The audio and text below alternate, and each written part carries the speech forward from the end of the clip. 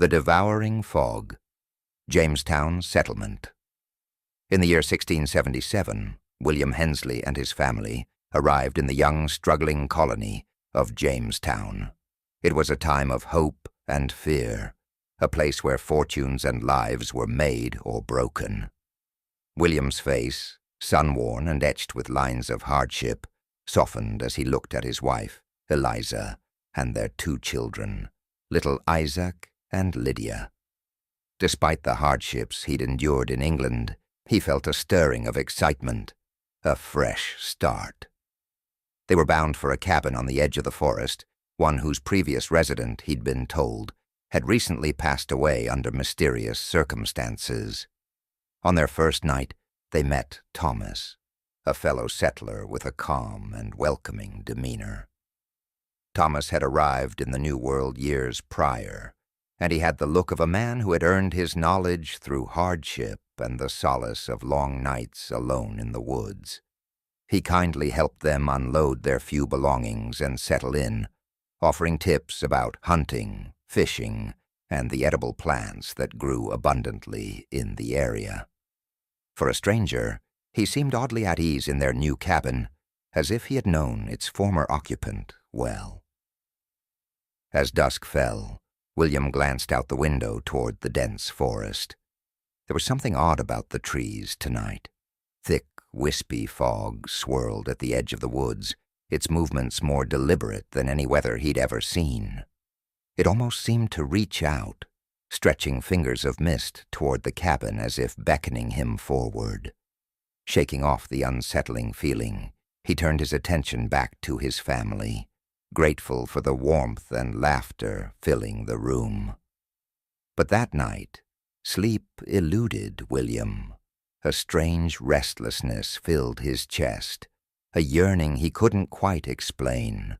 The sound of Eliza's gentle breathing beside him only heightened his feeling of isolation, as if something outside was calling to him alone. He found himself slipping out of bed, dressing quietly, and walking to the door. The fog was waiting, thick and silent, curling between the trees like smoke. Despite the late hour, a strange urge pulled him toward it. He could still hear Thomas's words echoing in his mind, warning him about venturing too far into the forest after dark. Strange things have happened to those who wander at night, Thomas had said, a shadow passing over his face. But tonight, William felt no fear, only the insistent pull of the mist that seemed to dance in time with his heartbeat. He stepped out of the cabin, into the cool night air. The fog stretched toward him, and he thought he heard a faint voice, a whisper woven into the rustling of the leaves. The fog wound around him, and his steps grew slower as he ventured deeper into the woods, drawn further from the warmth of his home. The deeper he walked into the forest, the heavier the fog grew, wrapping around him like a cloak. Every instinct told him to turn back, but his legs carried him onward, the mist coiling and pressing closer. At last, he found himself in a small clearing, the fog thick around him, whispering in his ears, filling his mind with visions of wealth, peace, and strength beyond anything he had ever known. Through the thick fog, he caught sight of a figure emerging, Thomas. His expression was neither friendly nor hostile, but a careful mask of patience and expectation. The firelight from William's lantern cast an eerie glow over Thomas's youthful face. But it was his eyes that unsettled William the most. They were the eyes of an old man, tired and knowing, as if they held secrets only the forest could reveal. "I didn't expect to see you out here tonight," William said, his voice shaky, but he tried to keep his tone light. Thomas looked at him with a strange expression, one that was both pitying and relieved. "The forest has a way of drawing people in," he replied. "It called to me once, just as it does to you now." William's heart hammered in his chest. The word sent a chill through him, though he tried to brush it off as imagination. "You seem to know this place well." Thomas chuckled, a low, hollow sound. "I've spent years walking these woods, but not by choice. The fog." He trailed off, his eyes drifting to the mist around them. It doesn't let go easily. As William looked at Thomas, a memory from earlier flickered in his mind, a fleeting feeling that he'd seen Thomas's face before. Not in person, but in old faded records he had skimmed while searching for information on Jamestown. It was impossible, though. The Thomas he remembered was an old man, barely able to stand when he came to the new world. And yet here he stood, youthful, ageless. The fog closed in around them, and William felt an overwhelming urge to know what had happened to Thomas. "Why are you here? What happened to the others who stayed in this cabin before us?" Thomas's gaze sharpened, his voice a whisper. "They were taken, or changed." He hesitated, searching for words. "The fog promises what you most desire, William. But it takes something in return. For some it grants youth, strength. For others—" Thomas's voice wavered. "For others, it demands a price no one can bear to pay." The fog swirled, whispering, "Come closer, William." In his chest, William felt an ache that could only be soothed by drawing closer to the mist. But the image of his family flickered in his mind. Eliza's kind eyes, Isaac's laughter, Lydia's tiny chubby hands. He took a step back, fighting the compulsion to surrender to the fog's call. Thomas's expression softened. "If you love them, William, resist. The fog is relentless, but it can be denied. I wish someone had told me that before I listened to its call." A distant scream pierced the night, echoing through the trees. William's heart clenched, and he turned toward the sound. His first instinct was to run back to his family. But Thomas grabbed his arm, holding him in place. "They'll be safe if you stay here. The fog has chosen you, and it won't harm those inside the cabin. But it will haunt you, chase you, until you accept its offer or fight it back." "I can't abandon them," William whispered, torn between the fog's strange lure and his fear for his family. Thomas nodded slowly. "The fog is older than any of us. It won't stop until it's taken what it wants. But there is a way. A sacrifice." He paused, glancing back into the mist. Someone must give themselves willingly, surrendering to the fog's call to spare another.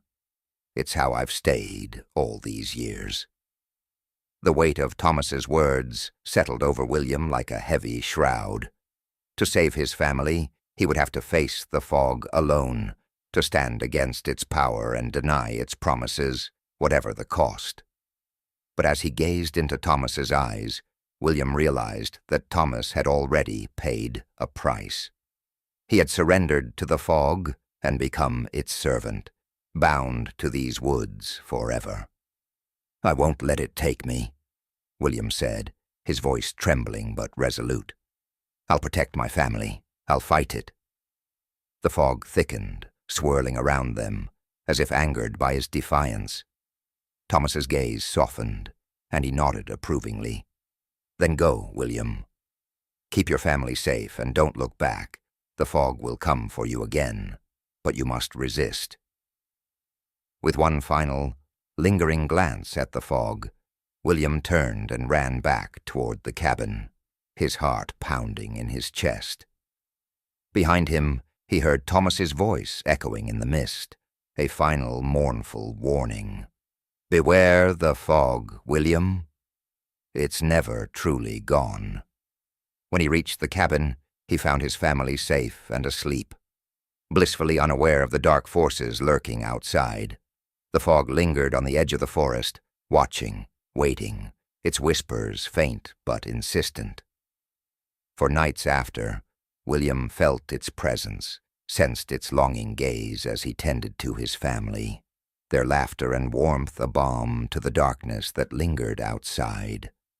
Though he knew the fog would come for him again, He was determined to protect his family, to hold on to the light that they brought into his life. But the whispers grew stronger each night, tugging at his mind, reminding him of the promise it offered: eternal youth, strength, and freedom. The price, he knew, would be steep. But for now, he was content to resist, holding his loved ones close as they faced the unknown, together. In the end, he knew the fog would return, and when it did, he would be ready. Or so he hoped, as the mist continued to drift through the trees, patient and relentless, a silent reminder of the sacrifice that had yet to be made. Days turned into weeks, and William continued to feel the fog's presence, a subtle but unyielding force at the edges of his life.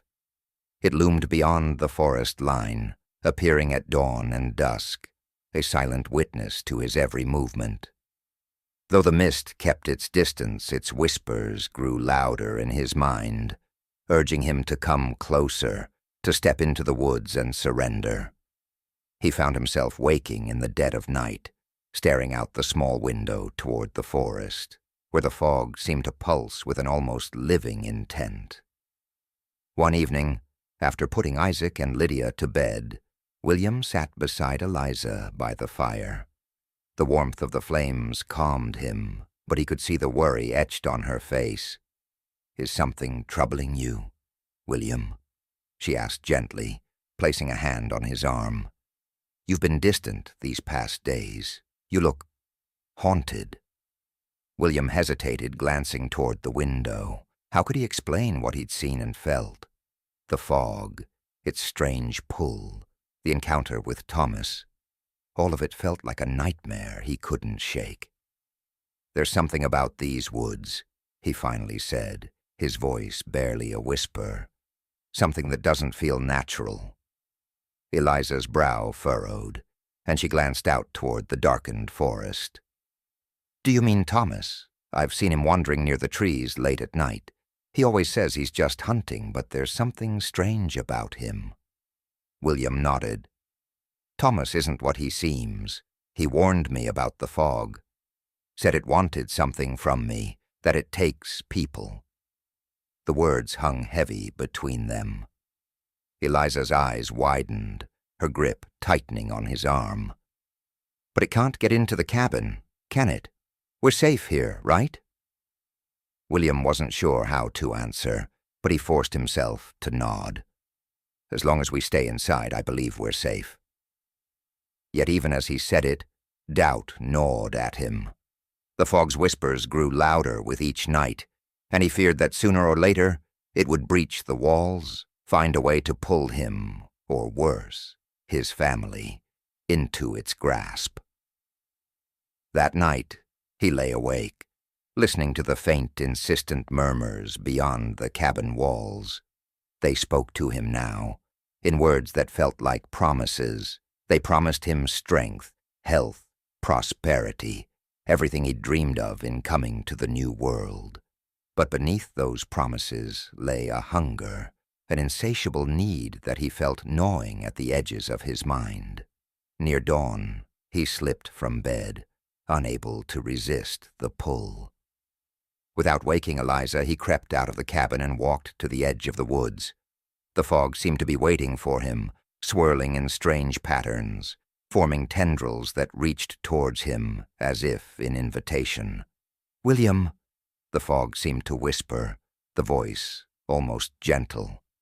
"Come closer." He took a step forward, his hand trembling. The forest around him felt alive, every leaf and branch whispering, urging him to join them. A flicker of movement caught his eye, and he saw Thomas standing just inside the fog, his face hollow and sorrowful. "You don't have to do this," Thomas's voice echoed, and for the first time, William saw the weariness behind his eyes, the resignation that spoke of years, perhaps even centuries, spent bound to the fog. "What does it want from me?" William asked, his voice desperate, trembling. Thomas glanced back at the mist, then at William. "It wants to take a part of you, to keep you here, like it did with me. Once you surrender, it'll own you." William took a step back, horror washing over him. But the fog thickened, the whispers growing more urgent, more insistent. "Think of what you could be, William. Think of the life you could have."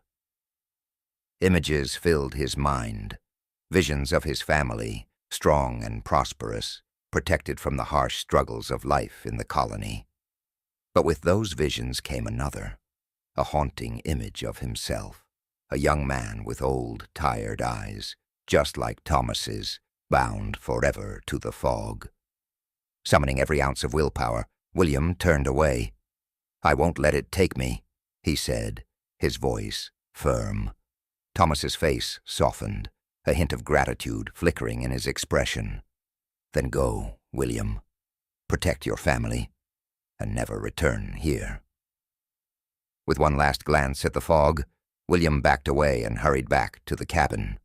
As he stepped through the door, he felt the mist retreating, the whispers fading to silence. Inside, his family slept peacefully, unaware of the battle he'd fought. But as he closed the door and sat beside Eliza, William knew that the fog would wait, just beyond the edge of the forest, patient and relentless, watching. When William returned home from a long day's work, he froze at the doorway. Eliza sat by the fire, her once youthful face now deeply lined, her hair silvered and frail, as though she'd aged 30 years overnight. Isaac and Lydia were safe, huddled together by her side, their eyes wide with a mixture of relief and horror. "Eliza, what happened?" he whispered, kneeling beside her, his hands trembling as he reached out. Her lips quivered into a sad smile. "The fog. It came today, William. It wanted you, and it would have taken the children, too. I couldn't bear it." She lifted a fragile hand, her fingers already dusted with a fine gray powder. "I offered myself. I begged it to spare you all." Tears welled in William's eyes as her hand disintegrated in his grasp, crumbling into dust that drifted into the fire. "No, Eliza. Please," he choked, clutching at the fading traces of her. "Remember me, William. Take care of them," she whispered, her voice soft as the ashes she'd become. Then, like a breath on the wind, Eliza was gone, leaving William kneeling before the fire, surrounded by silence, and a love that, even in dust, would forever guard their family.